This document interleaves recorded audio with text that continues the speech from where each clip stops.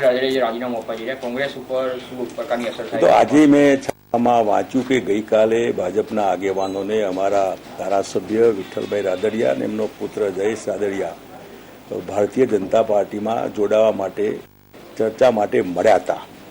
વ્યક્તિ એ પાર્ટીમાંથી એમને પ્રજાનો વિશ્વાસ સંપાદન કર્યો હોય એમાંથી આ રીતે કદાચ પોતાના કારણો હશે, સહકારી ક્ષેત્ર સાચવવાની તકલીફ હોઈ શકે, બીજું પણ કંઈ કારણ હોઈ શકે, એટલા માટે એમને આ નિર્ણય કદાચ કરવો પડ્યો હશે. પૂરેપૂરી જાણકારી હજી અમારી પાસે નથી આવી.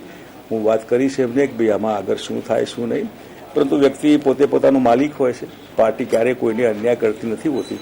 પોતાના વ્યક્તિગત હિત માટે આમથી તેમ થવું એના માટે પોતે જે કંઈ કરે ભલે કરે. કોંગ્રેસને કોઈ અસર થશે? અસર કોઈ પાર્ટીને કોઈના આમ જવાથી નથી થતી હોતી.